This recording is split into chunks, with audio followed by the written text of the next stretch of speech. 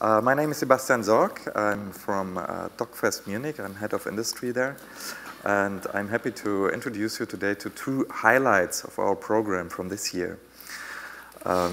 First of all, I want to thank to Mark Atkin, who's also here. Thank you for having us here. Mark, where are you sitting?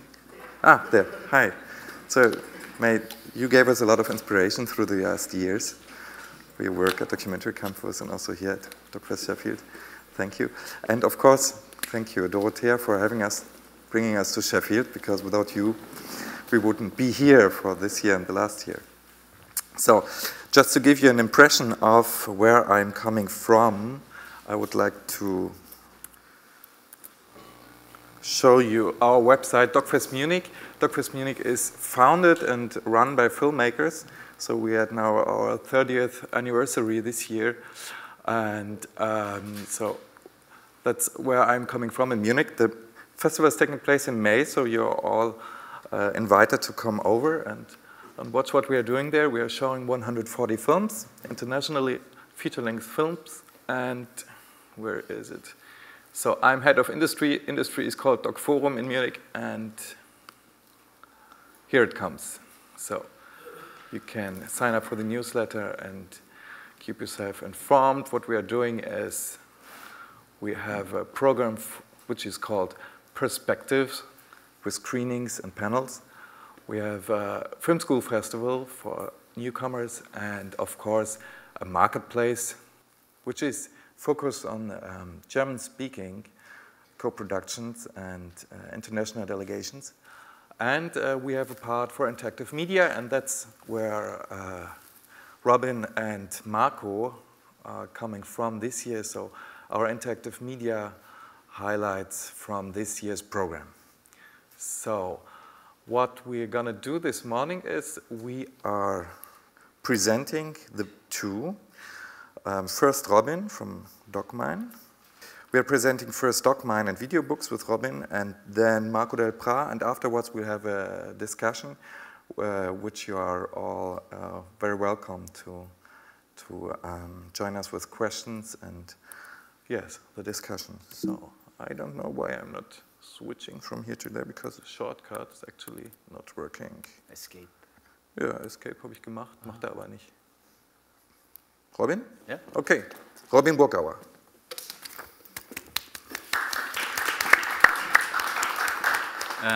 Well, first of all, thank you to Sheffield that we and to DOK.fest Munich that we can be here and present these two cases. So today I would like to talk about Videobooks, a new format we came up with. Storytelling-wise, so I kind of want to give you a short insight how we came from original or traditional documentary cinema film producers to transmedia producers, and I just shortly want to show you what this format is. So originally, we come from cinema documentary film production. We're based in Munich and Zurich and Berlin. And so our focus is really visual storytelling. So in 2011, we actually made the switch, and it was when we wanted to produce a film about Claude Nobs, the founder of Montreux Film Jazz Festival, together with Quincy Jones, and it was a really big feature film, internationally co-produced about music. And well, we had this. We had a good script. We had many people on board. The manager of U2. We had Quincy Jones. We had Claude Nobs on board. We had the rights for all these great film material. But we still were not able to produce this film because all the TV stations said, "Yeah, this is a really great story, but it's a very niche. So unfortunately, we don't have a slot for you." So then we thought, well, this is not possible. You know, we want to tell this great story, and we don't manage. So we have to start to rethink. And it was actually the same time when Al Gore produced his app, Our Choice, after his documentary film, An Inconvenient Truth. And that we thought was really interesting. Because what happened then around 2011, 2010, we realized that the market or the technological possibilities and the way people consume media, whether they hear it, they watch it, or whether they read it, is changing faster than the production market, which is clear, of course, because the big broadcasters, the big publishers, they cannot develop as quickly as we all can as small or smaller production companies.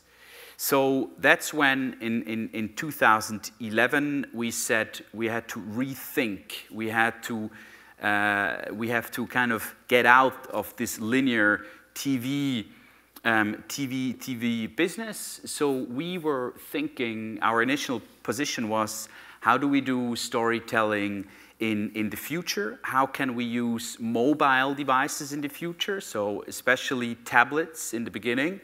As we will see, it's also smartphones, and in the future more web as well. And especially, how can we merge media together and create the whole story universe, so that we don't only tell a story on the big cinema screen, but that we can bring it to mobile devices and other devices we don't know yet, which will exist in the future. So, but we really come from storytelling, and when you look what a film is in the end formatted linear storytelling. So this key competence we wanted to keep. We wanted to tell stories in a linear way, but then we just asked ourselves, well, in what format do we do that, and on what platforms do we do that? So, and that you understand what a video book is, which I will show you later more in detail. I'll just show you an app trailer of one of the latest projects we did, which was called Carl Lutz, the Forgotten Hero, where we made a cinema documentary, a TV documentary, and also a video book.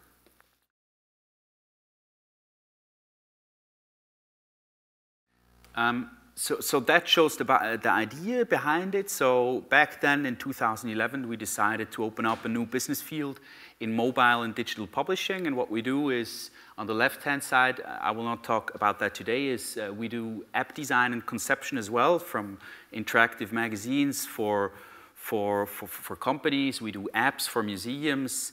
So we try to tell stories on mobile devices. That's one part, and the other is really video books, where in the center is a knowledge transfer. What is the same what we do with documentary films, but now in a different format.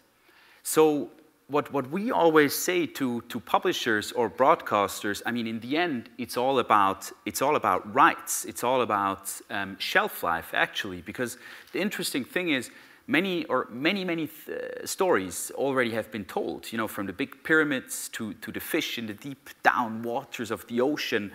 There's so much great material out there, but in a formatted way of films, 52 minutes for TV or 90 minutes for cinema. Now the question is, how can we take that and tell new stories? Because as we are at the merge of an analog, I say, to a digital world, it's not always possible to produce everything new for video books. So sometimes, as we will see, it also happens that we take existing material and tell it and merge it into this new format. So this is not only for books or texts which have been written, but also with films which have been produced. So we also take in other producers where we kind of link ourselves to a film which is produced, and we produce the video book. So we always say, I mean, or you would say that too, you know, content is king. A great story is really important, or to have an idea. But the problem we kind of tend to see that there is a lot of media scattering. That when you tell a story, here you have a book, and on this side you have a film, and here you have a website, and it's all different formats and different platforms, and they don't really talk to each other. So what we try to do is give different content and put it in the right context. So then, when you look at different media, they all have different strengths. For instance, film is really strong for emotions. Text can give you in-depth information. Graphics can explain something which is quite complicated in an easy way. So that's what we try to do with Videobooks. And what is also really interesting is we talk about the depth of information. Because when you look at film, you're stuck to one storyline. The same with books. You know, you have 4 colors, or it's black and white. You have good quality paper or a bit better quality paper. But here you can say, how deep do you want to go into? And the interesting thing is also that you can talk to different audiences. For instance, we made a story about Swiss history. The Swiss, it was called, parallel to a docu-fictional 4-series film produced by Swiss Television. And we were able to produce something for 15-year-olds who didn't know anything about Swiss history, but also Swiss historians who knew a lot about history. But it all depends how deep do you go into the story. What is also really important, we think, what is the life cycle of something you produce? Because we realized for the films we did in the past, I mean, we still do produce films, but with documentary films, you know, and you really hope for a good release Thursday evening that everybody goes to the cinema. You Friday, you look at the numbers, and then maybe after a week or 2 you're out because people are not going to the cinema. Same in television. Maybe you have a good slot in the evening, and then on Sunday again, and then it's over. So really, what's the life cycle of a digital product? And there we differ from the speed, how fast is something going out, and how long does it last, and not judging these informations. So you have Twitter or Facebook or these social media which go out really fast. You have a revolution in Egypt, and you really know after a minute what's going on, but then it's already old because new things come out. Then you have weekly papers, daily papers, which already go deeper in. They dig in deeper, but after a while, it lands in the trash because new papers come out. So what we want to do, we want to produce big events, big stories for stored information, something you come back to. And the interesting thing is that you can make a bridge between the online worlds and this stored information. For instance, you can have the historians who talk about current affairs in a video book, so it's not something which is out of date. Just shortly, with what we do, and I go through that quite quickly, what we think is really important when you produce a digital or mobile product, whether it's for the web or mobile devices. I mean, first of all, of course, is information architecture. Before you start, you really have to know, what do I do? How do we lead people through our stories? What are the wireframes? How do we deal with updates? What's the scope of the whole project? And once you know that, it's also really important to talk about navigation and orientation. I'm sometimes still surprised that with many apps, for instance, you click twice, you swipe 3 times, you have no clue where you are. You don't know what the story is. So same with the film, you have to lead the users through a product. So that we think is very, very important. And also with orientation, you know, when you watch a film, you know, you read in the program, it's 90 minutes or 52 in TV. You read a book, you have it in your hand, you know how thick it is. But with an app, for instance, you don't know. You see one screen. So you have to tell the people, look, this is how long it is. That's how we lead you through. And also really important, what's the media mix? How many films do we put in? How much text? How deep do we go in? So that what we do, we always begin with a script. It's actually same with the film. And once we have the script, we do a testing of 1 chapter, for instance, and then we know how we deal with all the different media before we produce the whole thing, not to realize in the end, well, the media mix doesn't work out. And then, of course, very important, design or interaction design. I mean, most people we work with are interaction designers. which comes at the end. I mean, if you know all that, orientation, navigation, the wireframes, information architecture, then you know what to design for, and then you know how your interaction design should look like. So very shortly, 2-3 minutes, am I over? No, absolutely okay. Not. You don't have to speed. Oh, okay. Great. Then I make a little. Just to give a short, just shortly show you once again what our thinking is with Videobooks, because we really want to produce something we can scale up. So first of all, it is really linear storytelling, like with films. It has a beginning and it has an end. And as I said, it's non-fictional. So we do non-fictional stories. How can we transfer knowledge? And now, just with the big difference that we produce, if we tell a story, we think, how can we tell this story on different devices? So with Videobooks, we did mainly produce for tablets in the last years, but next week there will be one coming out for smartphones. This year we focus a lot on web as well, because about 3-4 years ago we thought, the web will probably not be that important for visual storytelling, but we think it is still very important, so we will focus on the web very strongly as well. So far we have produced over about a dozen Videobooks in 4 different languages, and we were quite happy that the projects were featured very prominently by Apple in various countries in Europe, and was chosen Best of Apps 2014, because what we see is, I mean, even here, probably if I tell you about Videobooks, you might not have, or you probably don't have heard about it. So what we do is a lot of genre marketing now for this product.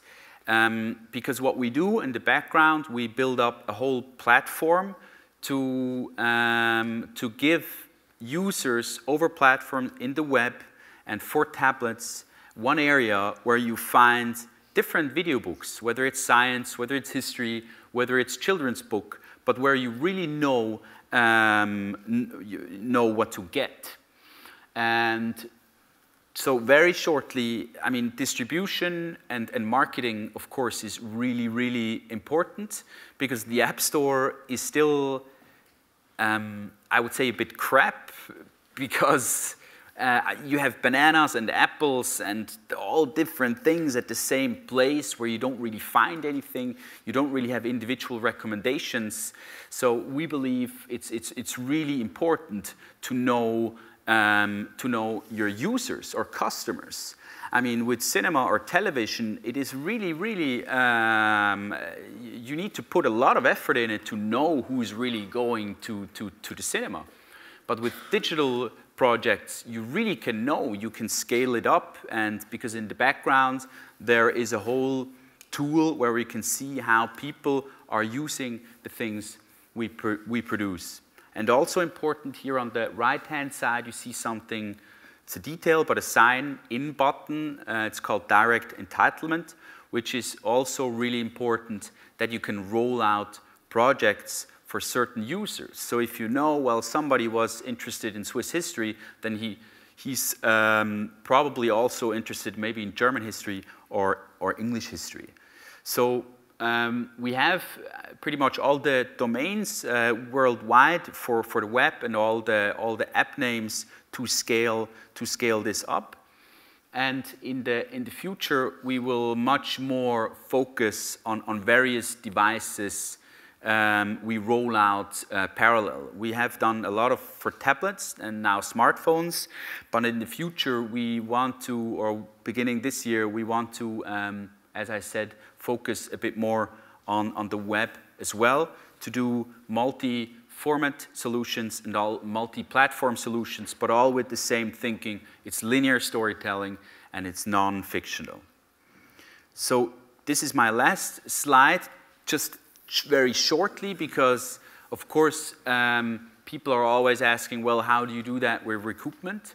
How can you finance your projects? Of course, which is really really true, because in the web, the willingness for people to pay for digital content equals almost to zero, and on tablets it's almost zero as well, but it's just a bit above zero. So why is that? We think, I mean, people, or as it showed also with digital magazines, for instance, that people are not really willing to pay for single projects, for instance, one magazine or one video book. So we believe in the future it will much more be that you have bundles, that you have subscriptions, as you can see with Netflix, as you can see with Spotify, as you can see with Amazon Prime, where you say you pay maybe €30 a year or €9 a month, and you know what to get. And so we tend to go much more towards this subscription model, also together with publishers and broadcasters. Thank you.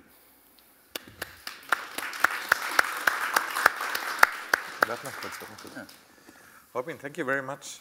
One direct question, because you were telling us very well, like, what's your idea about transmedia production and what Videobook means. Just to make understand what's the whole co-production or production process. Are you still producing films as a documentary producer? Yeah. And who is your co-production partner? Because if you explain it to me like this, I get the feeling that you're only working on video books, and I wonder who is like your partner, who's funding all this work. Yeah.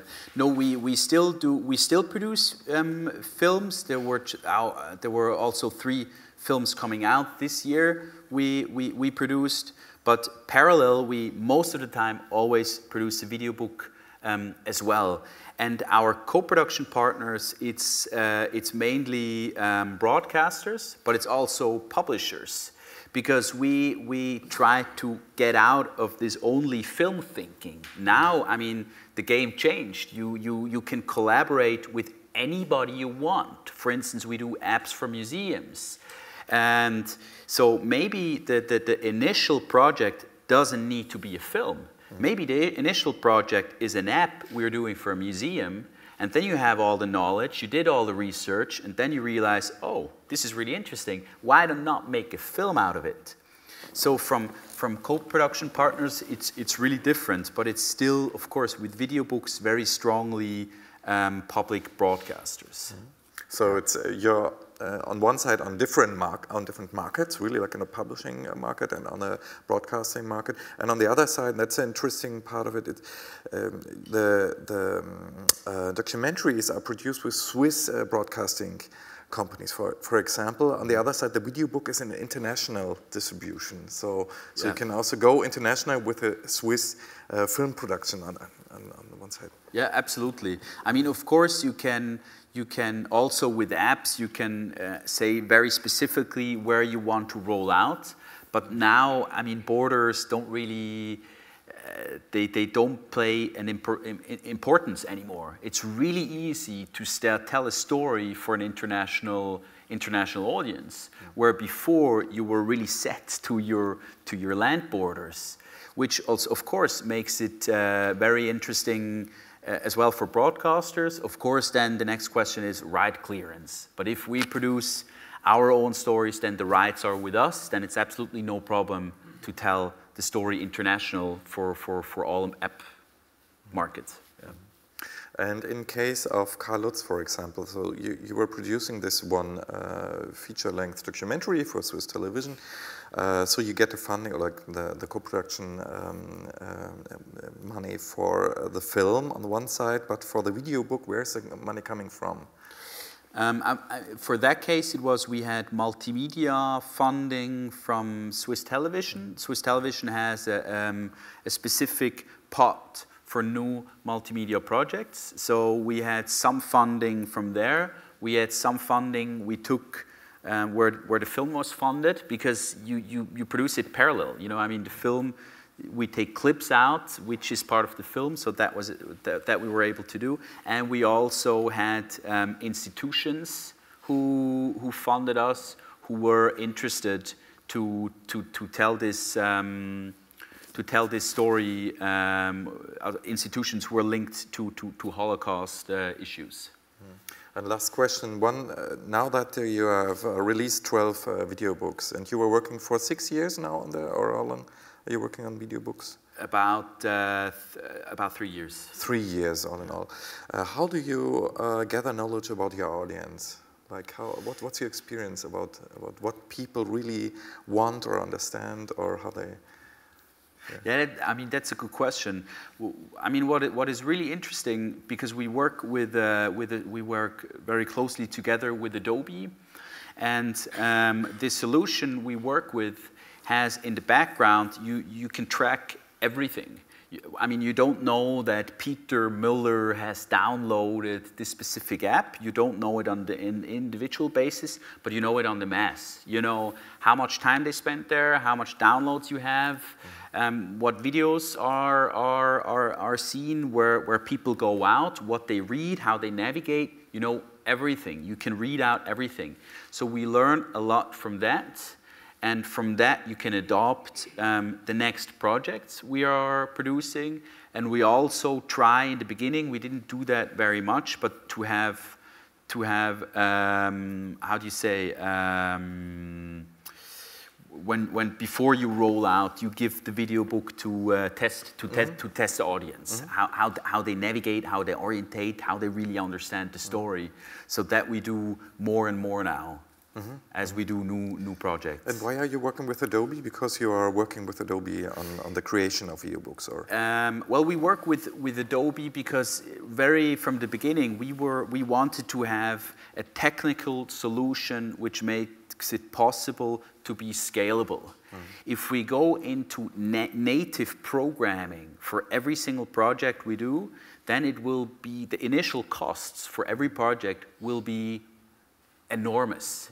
So how we do our projects, we work with the digital publishing suite from Adobe. So easily said, this is all InDesign based. I mean, our world, whether you look at this poster, where you look at every flyer in our world, 99% of our world is InDesign. So what we do is pretty much InDesign interactive. So when you use a video book or an app, the user doesn't realize that the initial working tool is the Adobe world, whether it's Photoshop, whether it's Cinema 3D or InDesign. But with this, it's possible to, once we know our concept, once we know how to tell the story, then you do it. Then you work with designers and interaction designers, and you don't have to go into coding, which costs a lot of money. Great. Yeah. Thank you. Okay, thank you, Robin and Marco. Yes. So first of all, I would like to thank Sheffield Festival and DOCMINE for the invitation. I'm sorry, sometimes my English is not the best. I hope you will understand. So let's put this down. I will present a visual journey. It's a web documentary I made together with an author called Frédéric Dubois. We worked together.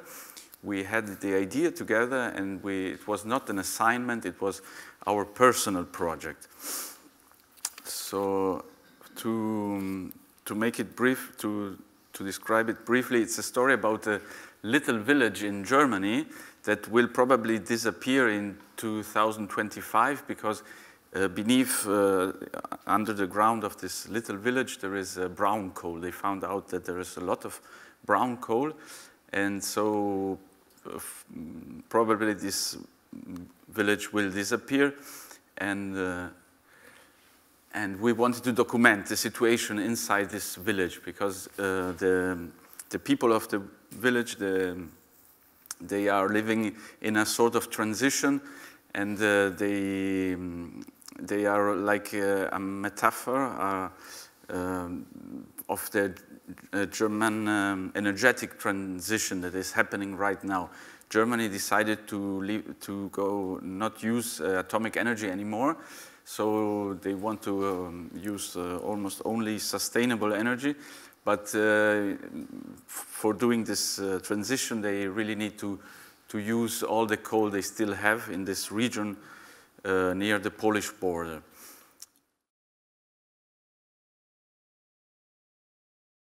So as you have seen, it's a work based on photographs, but we have also illustrations, and very important is the sound design. It was a little team made out of 6 persons. It was myself who wrote the story together with Frederick. We had a French illustrator, Edith Caron, the sound design made by Hannes Schulze, and the programming by Yannis Sotiropoulos. In the end, we had also a web designer who decided some web things. And we had some translation and subtitling that was made by our co-production partner, that was Arte Futur. And briefly, I would like to speak about how something like this was born. It was really a journalistic idea. In the beginning, we visited this village we heard about the story that still in Germany, villages will disappear because of brown coal. So we had the idea to do something about that, and then we met some people in this village, and we had the idea, let's do something for the web, and let's do it as if you are scrolling your book on the web. It's a very linear work, but having added some episodes, you can also start from the end, from the past. We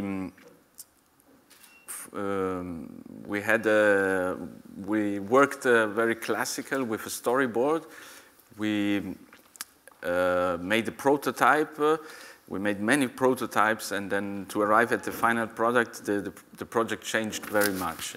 But in the beginning, we had already some basic ideas. We wanted to have it in black and white, the photography. We wanted to have colorful illustrations, and we wanted minimalistic web design, and we wanted a strong sound design. To have really a journey, we are convinced you need to really create an atmosphere that has something also mysterious, that lets you scroll and want to know what will be in the end of this documentary. So the sound designer was a really key player in this project, and very important was to work together with story-loving teammates. We had some problems with the programmer, with the one who worked on the computer, because it's a different way to cut this. You don't have the cutter, you don't have really the possibility to change things very quickly, so you really need to decide things and tell them to the coder clearly, and then he writes his own text. As I already said, my decisions were the ones in the artistic direction, and this was clear since the beginning. We wanted a minimal use of text. We wanted a slow down rhythm, so we wanted to have to tell clearly this documentary takes 20 minutes. You have to take your time and don't go too fast. And we wanted a minimal use of clicks. There are almost in the documentary no clicks, only in the sidebar we have a little menu, and then we have the possibility to go directly to the different episodes. This project was made possible to our production partners. We won in the beginning, we won a little prize. It was a financiation for an innovative product made by the MIZ Babelsberg. It's near Berlin. It's an institution that works with media innovation. Then afterwards we won a little prize, a journalistic prize, because the story was quite interesting, and the Rudolf Augstein Foundation gave us a little budget. After that we contacted Arte Futur. We showed them a beta version. They liked it, and they decided to work with us, to co-produce it, and to put it on their website online. So still now and in the future you will find it under Arte Futur, and then you look for Atterwasch. We worked also with the National Audiovisual Institute in Poland, and we had some big distribution partners, and this made it possible that the project had a really wide audience. We know that Arte told us that more than 120,000 people watched it. They watched not the whole documentary, but more or less they stay 8 minutes on this website, so it's a good number. Then we worked with Süddeutsche.de. This Süddeutsche put the web documentary on the web, and it was interesting because they put it under an economic, under the economy part of the website. So we had a very diversified audience. We had people from interested in economy, we had people interested in web documentary, people interested in photography. So for me it was a surprise because we had an audience we didn't really think about in the beginning. In France, Iceberg magazine, and in Poland, I don't know how to spell it, but we had a nice partner that put online some articles describing the situation. The importance of the distribution partner is also we didn't explain the whole story, so it was very good that Süddeutsche, for example, wrote different articles adding information to our web doc. Maybe the next slide is not so important. I just want to show you the total budget was like 60,000 euro, and we wanted really to spend it on the people, working and paying correctly the illustrator, the audio designer, and the coder. And it took us almost 1.5 years, the whole project. It was 3 months for the idea generation and the rough concept, and then funding the submission. So this was the work in the beginning. We made a lot of research. We had to travel many times to the place to really get in contact with the people. This was the more documentary part, but it was not easy because they are very closed in this region. They don't want to really speak with an Italian or a Canadian journalist. So it was quite difficult in the beginning. It took us for the post-production a lot, and to code it to make a really good final version. Still, we are running at festivals. We are showing the web doc at festivals. We are still working on social media, and we did submit it to different awards. And in Germany, we had quite an important award called Lead Award, and they gave us a gold medal because they said it was the best web feature of the year, 2014. Here are some festivals we have shown it. Now there's the Sheffield Festival too. We presented it in Munich. We presented it in Brussels, in Paris, and in Geneva at the International Film Festival, where it was shown on a big screen, and it was quite interesting because I didn't expect it to see it in such dimensions, so it was interesting. Yes, here are the recognitions. The Lead Award is the most important one. We had some digital recognitions and awards from the web world. Yes, and what else? I would like to discuss with you also if you have questions. And this was the slideshow part, but I'm open to questions. And yes, this was it. Yes, thank you, Marco.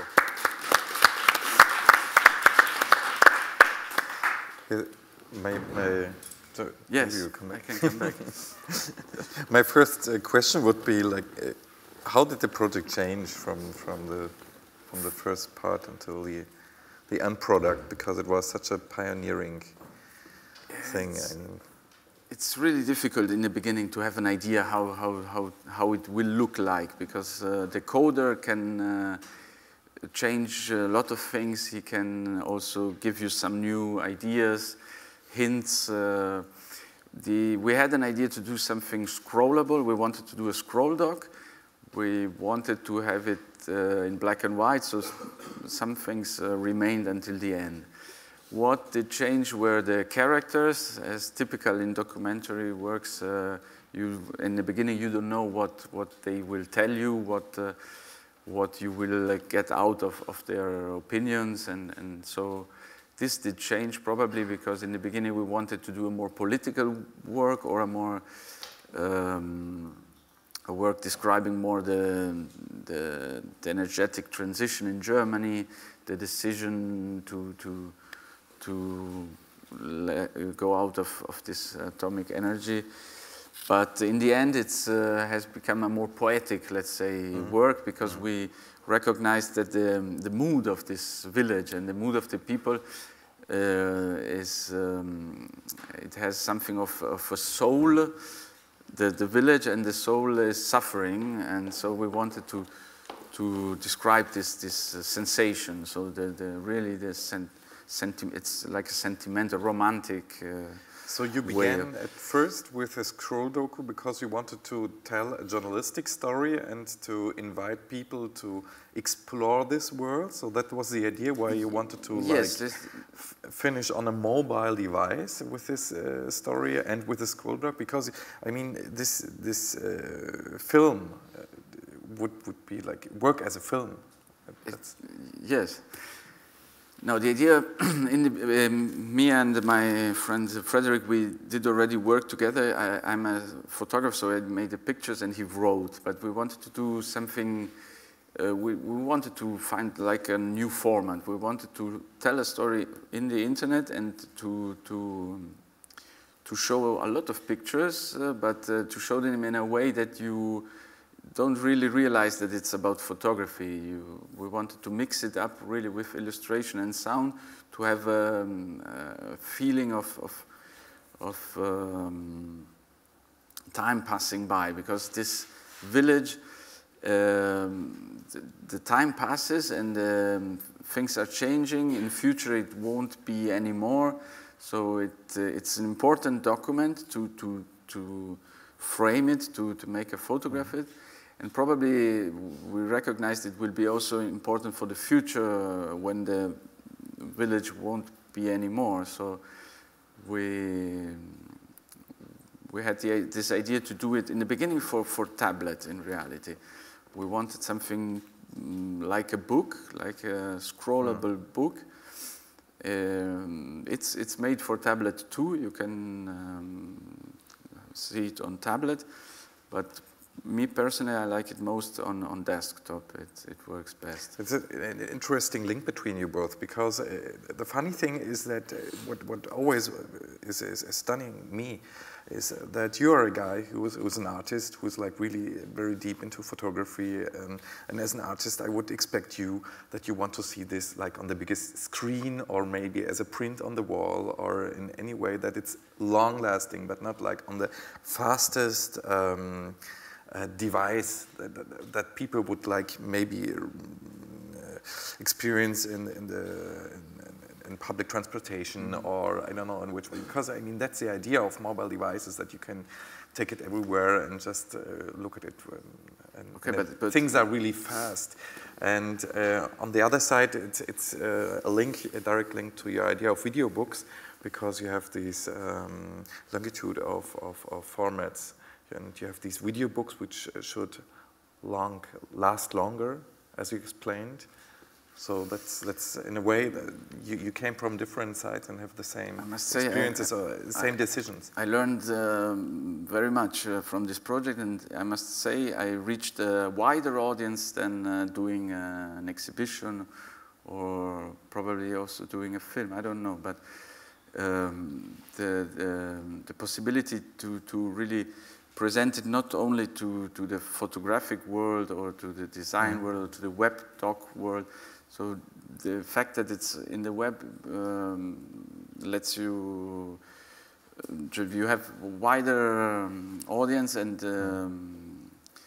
this is what I learned from this project. That in past I was really inside this photographic elite, and it's all a little world. They all speak their own language, but this can interest many people. And for example, we were really surprised. A lot of visitors from the Süddeutsche Zeitung came there because it's an economic question now.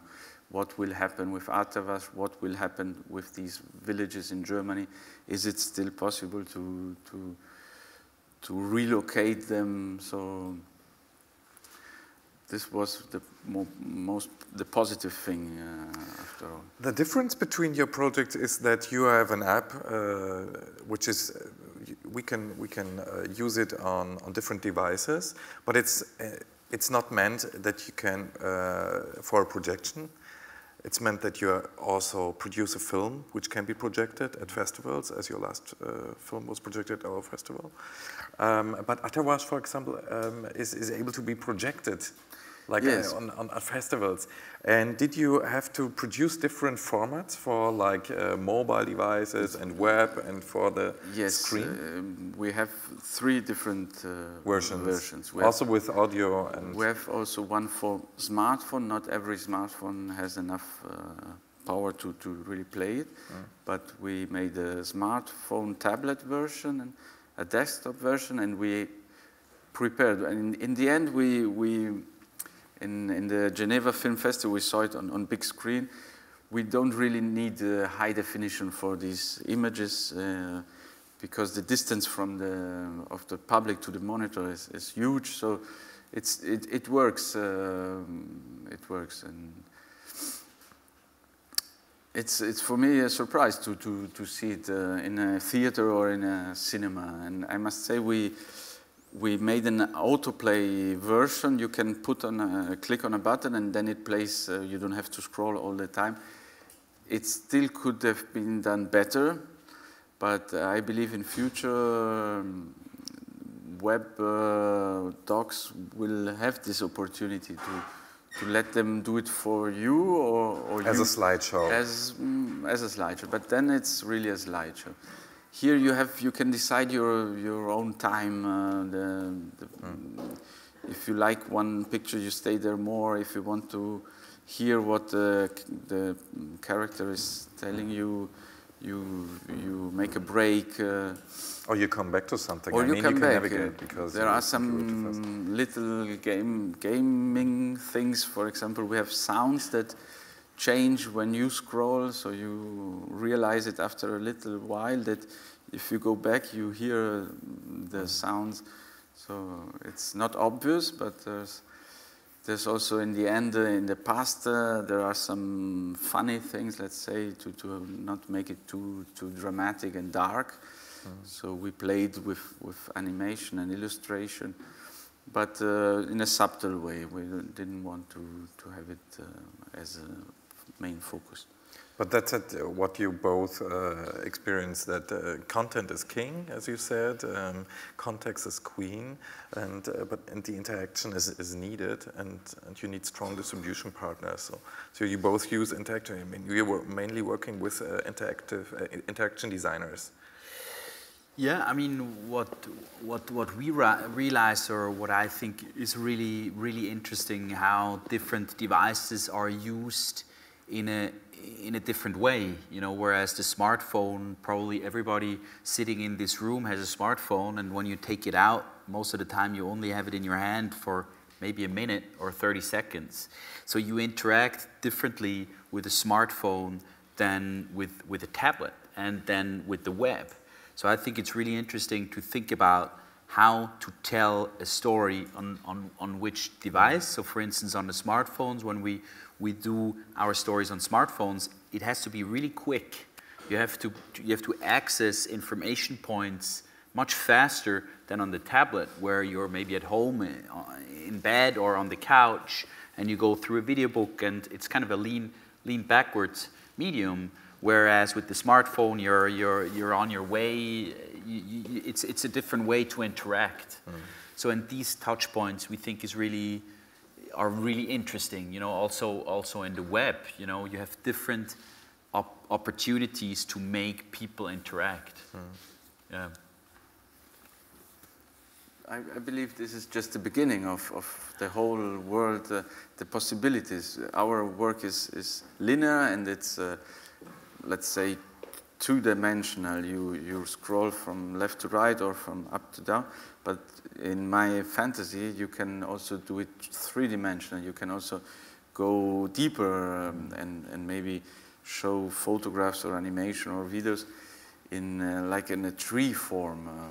You could so it's still open, and what I really like in this kind of working on web docs is you can let your fantasy really flow, and you need a good coder, but if you have good ideas and the coder knows how to write them, you can almost realize realize new things. You can make things that other people didn't use until now. So I have two questions left before I'm opening to the audience. One is, after your experiences after these projects, what are the possibilities and limits of your formats? What stories can be told in this way, and what stories are absolutely not working on your what's possible, what's not possible? I mean, I still believe for some stories, film is still an absolutely great format. We still love films.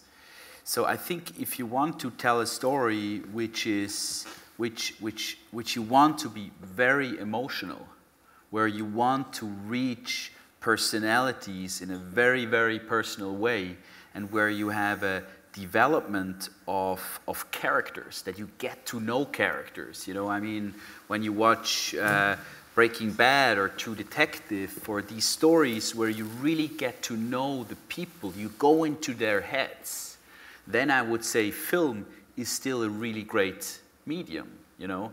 And if we would do a video book about it, it would be more, what's the background, you know? Where are these people from, you know? If you know these characters, to whom are they related, you know?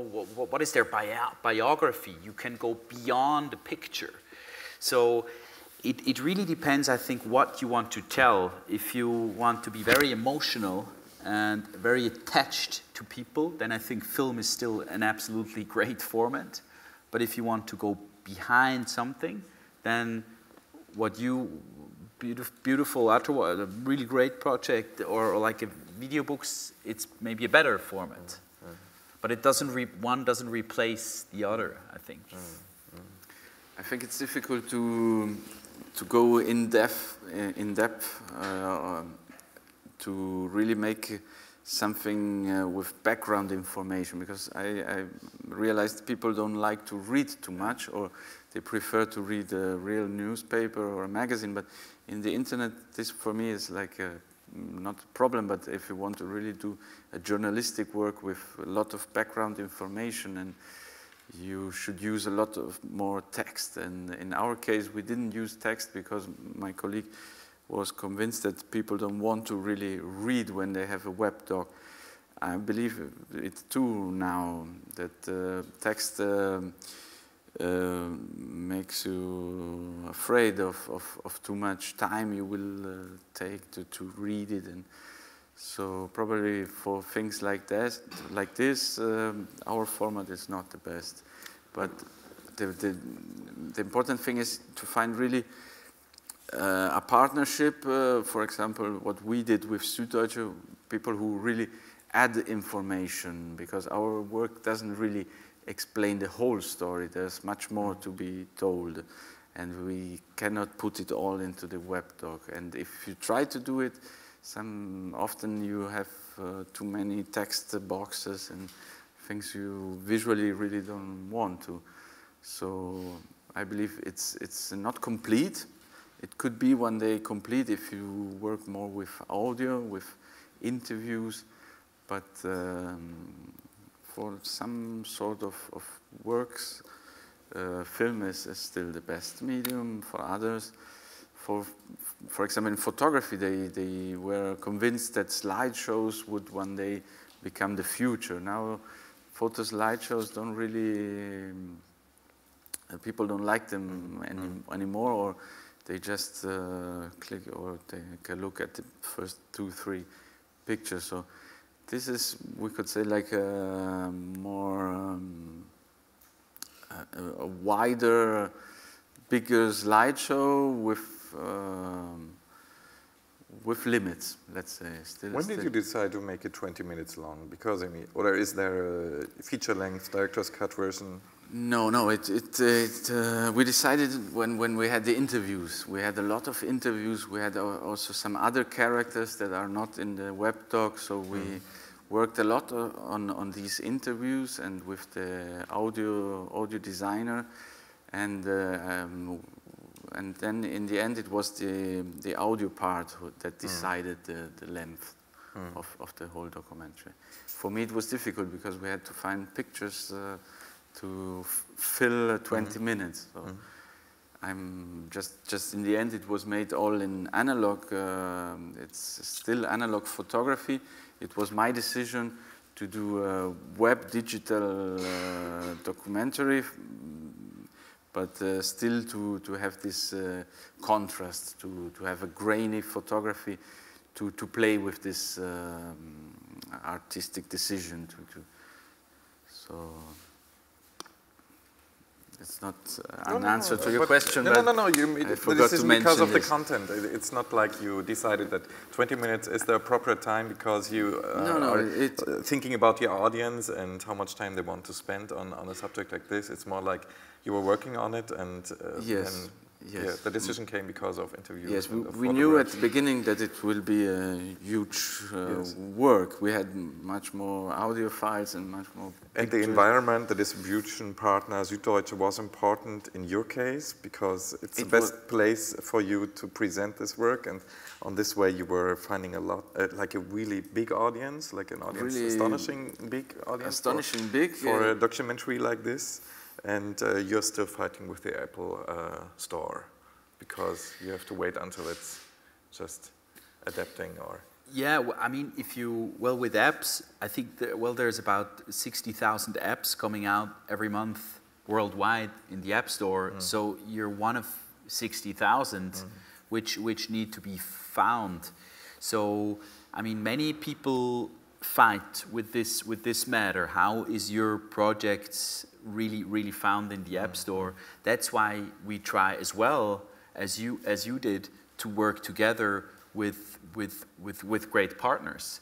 And so who are your distribution partners? The broadcasters are very strong partners, because when we are finished with the project is mostly featured on a website, whether it's a German broadcaster, whether it's a Swiss broadcaster or an English broadcaster, and so you need the awareness. So, and of course they have the audience, which is great for us. What we realized as well, social communities are really important. In the past we started a bit late with that, 2-3 weeks before, which is way too late, so that you build up a community which is really interested in what you're producing, and as well with what you did, publishers, whether it's newspapers or big magazines, people who read anyway. But I agree absolutely. We had way too much text in the past. Now in our most recent project, we have a lot of pictures and films, because we realized as well people don't really want to read too much on mobile devices. And the size of the clips was also changing. That's what you were doing last time. The size of the, we also realized that how much time you spend in watching single clips on mobile devices has to shorten much more. Before, in the beginning, we were to 4 minutes, 3 minutes. Now we're more to 30 seconds to 1.5 minutes with one single clip in one context. Yes, last question. Oh, did you want to? No, no, just briefly, you need a really good journalistic news to reach like Süddeutsche. We were lucky because we had something valuable journalistically, and we were the first ones who spoke about this. Now, afterwards, the media world in Germany started to speak about Atterwasch. Other publishers wrote about this, but it's as in every documentary work, you really need a good idea and the right time when you are the right time for partners. Because I mean, the story of these villages is not the first time told. No, I know some documentaries in Germany about it, yes. And it's always it's great. But it's interesting that this time. But this was in the past. Now people in Germany don't know it anymore, or they don't want really to speak about this. For me, it was a real news to know that still villages in Germany are dismantled, displaced, and things like this. So last question. I know that you were talking I was talking with Frederick about a film version of Atterwasch, which you're now not realizing, which I'm happy about because I think that's for other reasons. But actually, I'm interested in what you're working now, or what are future projects or visions of you both. And then I'm going to open it to the audience. So we have an idea to do a web doc about a similar story in Poland. There are some villages that will disappear there too, so it could be really a continuation of this project. But it's not the only project we are working on. We are finding ideas and also the format. We don't want to do a scroll doc #2, so we are thinking to use a new format. So probably the style will be similar, but the format will be different. What kind of format? We are still thinking about it. So you're thinking about it. You're inventing the new format. Yes, Okay. We're inventing a new format. We have some journalistic ideas about other stories in Germany, but a real Atterwasch #2 we don't have in build, how do you say, in work. Robin? Well, we just work on a project which is called the drama on the Matterhorn, which the tablet version just came out 3 weeks ago, which is a co-production between Spiegel TV and Swiss Television, because it's the 150-year jubilee of the first descent on the Matterhorn, which is a big. Again, the event is important. Yeah, the event is important. The right time is important. So that's a big story in Switzerland and Germany, and actually Japan. So it will be because the Japanese, the Matterhorn in Switzerland is a very important tourism destination, of course, for Japanese tourists. So it will be probably the first video book we do in Japanese now, which I'm really looking forward to. So we try to work together with the touristic departments in Japan and to roll out the video book in Japan. And in about 3 weeks, the iPhone version will come out of the same project, so that we're working on. And we're working on quite a big project. It's a Dada project. It's a co-production between a production company in Canada and Arte France and Swiss Television as well. On Dada, because Dada has an anniversary, or yeah, absolutely. Yeah. Okay, right. So and this will be a big. We produce parts of it, but there will be actually a web documentary. There will be a documentary film. There will also be a video book. So it's a big transmedia project where we just are one part of it.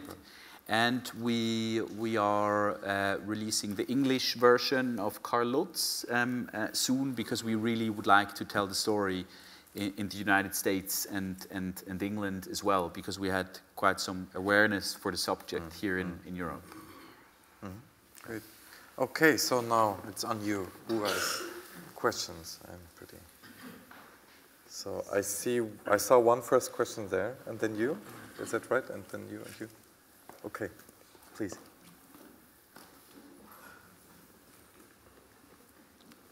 Hello? Yeah, can you? Hi. Yeah, what would you say, and this is for both of you, what would you say are the biggest lessons that you've learned throughout the projects? The lessons that they both learned out of the project. I personally would like to find one day a coder that is like a real cutter, and to find a way to experiment, because for me the problem was you really have to tell the coder exactly what you want. He has to write it in his own language, and still I think we don't have an interface that lets you really experiment in this direction. This is what I learned, and in future I hopefully there will be more coders and programmers who are interested also in journalistic work and who really feel the content, in my case. So this was my lesson. I think for us it was really how to navigate through a story. So like as you always only see one screen, whether it's on the web or on a device, how can you manage that the people read or watch or hear your story from the beginning to the end? Because there are so many learned patterns we have when you watch a film or when you read a book, and with these new possibilities we have to define new standards, because they're not really standards yet. Of course in the web there are a bit more, how you navigate with these bars and how the bars look like or how they open up, but with mobile devices often there are not standards yet. So I think our big learnings, and we still learn, there are still many things I think we should do much better, is how to lead our audience. Next question. After seeing that, I mean, obviously I'd like to learn a lot more. Oh, thank you. I'd like to learn a lot more, but is it possible to get copies of those presentations? Well, you're getting both via the internet. You have Atterwasch. Atterwasch is online. You can on Arte or directly. Directly on Atterwasch.net and under the Arte France and Germany web page. You can. Okay. And Videobooks is the same. You just go to the Apple Store. And or you go on DOCMINE, docmine.com with C, D-O-C, docmine.com. Yeah, there you will find different projects we did, and you learn more, and you have the links directly to the App Store. Mm-hmm. Okay, thank you. So next question here, if I'm right, and then you. It's very quick. It's about you mentioned coding, which is a very interesting thing, because I know nothing about coding, but I'm interested in this. Coding. There's software available. I use Clint. Just started using Clint, which I think can do pretty much most of the things that I've seen on the screen. But you choose not to work with these softwares. No, it was made all in HTML5, so. Which is what Clint does. Yes, but I think the interface is different. So you have the possibility to experiment a little bit more, no? Apparently you can get into the heart of the thing and change everything, but it works like cutting stuff together.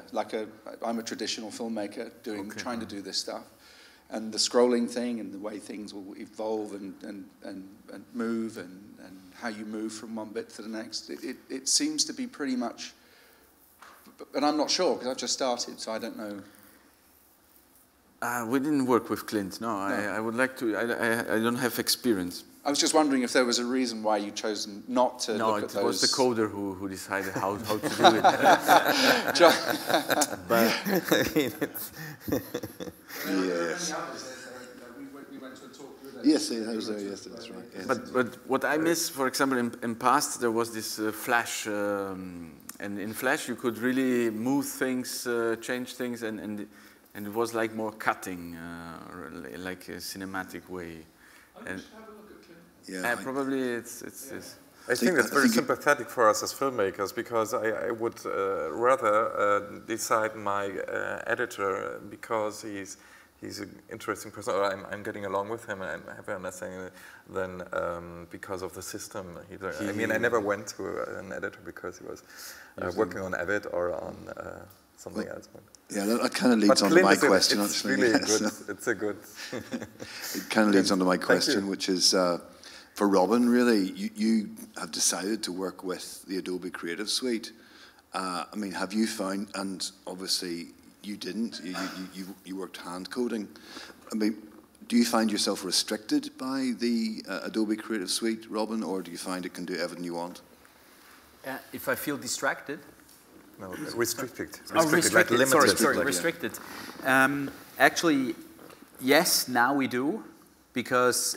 But what is really interesting in summer, at the end of June, there will be the new publishing suite coming out, which is called Adobe Publish. So the whole tools we have now, they will change completely once they roll out. We are in a pre-release program with Adobe. So what is really interesting is from summer on, the tools Adobe gives you, you're completely free. You can do anything with HTML, you can do anything with JavaScript. So the way you pretty much deal with your content within InDesign or other Adobe products, you have much more freedom. So now, for those of you who know how DPS or the publishing suite works, it's pretty much one long line you work with, where you can work horizontally or vertically, and you pretty much say from where to go. You make pixel perfect design for screens, and you say how to go from one screen to the next, whether it's horizontal or vertical. And that thinking will change a lot in the future. It didn't work. I think many publishers saw that it didn't work. Like all the magazines, they closed down. GQ closed. Condé Nast closed their digital group in Germany. So why is that? Because they were rolling out, or the way the DPS worked is you made something and you gave your audience a whole package, and you told them, hey, download it or watch it, read it or die. And now in the future it will be much more like, they call it continuous publishing, which is article based, where you can say, well, I just want to have this piece or this, and I take something from here and I take something from here and I put it together. Or I say, well, this is an interesting guy, I want to follow him because he puts article together for me. So when it really comes to limitations, yes, you're right. At the moment, we feel limited, but that's why we want to create that's why we create our own navigation, own orientation, and the things that Adobe gives us, we say we don't care. What we care is that we have people, it's a license model in California, which makes sure that these things work on all these crazy devices which come out every week or month. Because if we would do that, it would be much too expensive. But when it comes to the tools you can use in the future, also to use HTML, HTML5, and JavaScript, I think there will be leader in publishing, I think, for at least the next 2 years. Any else questions? First you, I'm sorry. First you, then you, and you, I'm sorry. Yeah, in some ways, I think my question's already been answered, but I'm still going to try, because I'm coming perhaps from a different direction from other people. I'm interested, because we can't actually demonstrate one of your books in this environment, I'm kind of not sure of the actual boundaries of what you can do with the product. And there's one key thing which might seem a little bit obvious to me, but I'm wondering, well, if we're combining video and text and things like that, can I hit live links within the video book and go to external resources? So that's the basic question. Yeah, absolutely. I mean, from interactive point of view, you can do anything you can do in a website environment. You can do with these products we are producing. I mean, most of the time we are not very fond of. Yes, we do have web links, for instance. You say, well, I want to leave this and go somewhere else. You absolutely, it's no problem at all. But what we want to do is we want to keep people in a format. As you keep the people in front of the cinema screen, or you want to keep the people in front of the TV screen, we want to keep the people in front of the app. Even if it's just 8 minutes, it's about the same time for what we do. 8 minutes is a good time. But for that time, we want to keep the people within our environment. So if we do that for that specific questions, if we do embed web links, we do that a lot, but then you kind of have to close it and then you're at the same spot again. We don't do it that all of a sudden you're in the web, a new thing pops up, and then you think, yeah, now I go to Wikipedia and do something else. We don't really like. No, I get that, because the idea of essentially keeping them within the world of the stories and that, but just to put that in context a little bit, because I don't know if you were familiar with the My eBook platform before its demise, but I was just kind of coming at that really as somebody with no interest in coding and all the rest of it, and then experimenting with it really just as a straightforward consumer. And actually what we came up with was a really interesting way, or very successful way, of producing an electronic press kit, so that the links that we were going to externally were still within the world of what it was we were trying to do, and we found that worked very successfully. But of course My eBook went, so I've spoken to a couple of people since, and they sort of said, well, that was Flash pages, so I'm saying, well, okay, I'd like to do some more of that, but where do I need to go? But and it seems to be you're saying that really Adobe, this new Adobe publishing suite is really going to be the place to go. Is that? Well, it's just if you want to produce something which is scalable and need tools which gives you a lot of flexibility without always code everything specifically, yes, then I think this is an absolute great solution, which gives you a lot of freedom because you can embed code. Any code you want, you can put in there. So from that point of view, I would say it's a good solution. There are downsides as well which have to be solved. For instance, search text as it is now is not native text, but that will change from about 8 months from now. So text is not searchable, which is really a downgrade. I think it's really important to have searchable text. The sharing functions are good, they're well, but they need to be much better to have a community which leads to your ebook or a video book or to your project. And also the whole sharing functions within your product. Those we do ourselves with code, because the ones from Adobe, they work. You have Twitter, you have Pinterest, you have Facebook, you have all of these, but they're still in development. But they're working on these issues. Thank you, that's very helpful. Okay. Thank you. Thank you. Now, the last two questions. I'm not sure who was first. I think it was him because he was waiting really long now. Just very one basic question, something that you explained a little bit, but you mentioned that somehow, eventually, when you launched actually, something happened to you as well. When you launched your film, your doc film, eventually it became people start contributing. I don't know how to pronounce that word. Putting things in it, and it just built. So I want to know how was that process, and and how it became after, and how do you see those processes happening?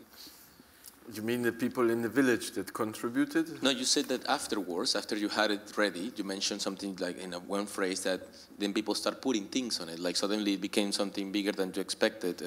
No, it was because of the people in the village that added some content, but it was not people outside the project or outside the village. Atterwasch is kind of, it's interactive, but you cannot no, contribute anything. No. So basically, in that case, the question will be like, how do you see this technology or this type of things that you're doing for stories that keep self-developing, self-developing with like life, and no, it would especially if you're dealing with issues that are in development. Like also, I'm working with a documentary also the same way that some cities is getting renovated, and we had this idea to make it open to the public and to let them participate into the project. So we wanted also to make a votation, how do you say it, to vote should Atterwasch remain or not, and things like that. But in the end, it was the time and the project and the budget that didn't let us work on this. But in the beginning, we had the idea to cooperate more with the public. I must say this didn't happen, and it's could have been something bigger. But it's a lot of work to really reach the audience, to have some answers to the questions you ask them. So. Some questions are beautifully solved because you have a timeline at the beginning and you don't leave the film wondering when will the village be disappeared. Now, from the beginning, coming from the timeline, you can come back and see if you don't remember it, because it was at first like the village will be disappeared. That's something that you already know. You don't have to put it on it. For example, Yes. Okay, so last question, and then we have to close the session. You were both talking about how people interact differently with things on mobile media, and Robin was saying how you've had to adapt things to make them shorter and quicker, and Marco mentioned that people were kind of watching something for 8 minutes. I was just wondering if you felt that whether this restricts the kind of stories that can be told, or if it's just about telling stories in a different kind of way. Whether stories are restricted. Yeah, well, whether there are certain stories that you couldn't kind of adapt to this medium. Yeah, that's maybe what was my question actually. What are the limits of your, what kind of stories are not possible as a video book? You were answering already, like a really emotional story should be a film, from the point of view of the filmmaker who you are. Yeah, but, I mean, I think for every, especially we live in a multi-device world. Every toaster almost is connected to the internet, and every refrigerator in the future, and every screen. And especially with this Web 3.0 everybody's talking about, or 4.0, in the future, every screen we have in the future will be connected to the internet. So in the future, you will have, on every device, you can tell a story. But then I think you really have to think about, well, what makes sense? What really makes sense? So I also think it's really interesting now to hear about these VR projects. People get really excited. And then sometimes I think, well, I think it's hard if you put the technology first, I want to do VR, and then you think, well, but it doesn't really make sense for this topic. So I think still one has to focus on what's my message? What do I want to tell? And what people do I want to reach? So if we make something for kids, for instance, we make a project now with the museum about the French-German War, for kids who are 15 to learn about this war, how people came to Switzerland over the border. So to tell the story to these kids is totally different than if we would do something for 50 plus. So I think there is no limitations. I think it really depends who's your audience, what's your target group, what message do you want to deliver on what screen, and then you think about, okay, what technology do I use? What's my limitations? So it's starting with the content and then working out the best way. Yeah, I think so. Can I just throw one thing in there? I think it's absolutely true. It's always about starting with the content of the story. But somebody involved very much in VR looking at where that's going and some of the technological capabilities that I'm aware are not in the public domain at the moment. One way you can think of VR is as a new master media platform. I think if you do that, it then starts to make a lot of sense and change a lot of things, because in that sense, what I'm saying is if you think of it as a potential new master media platform within which all previously known media can be present, right, it's quite interesting. That's absolutely. Okay, if you don't have to, do you have something to add? Not really. Atterwasch on the toaster. No, Atterwasch you on the already toaster. did it. I mean, you were really creating a web doc, a scroll doc, which should be a film actually, very emotional. I think the limit, just to make a joke, the limit is really the ones who don't have a computer, a smartphone, and a tablet. Okay. Okay, thank you very much. Thank you for.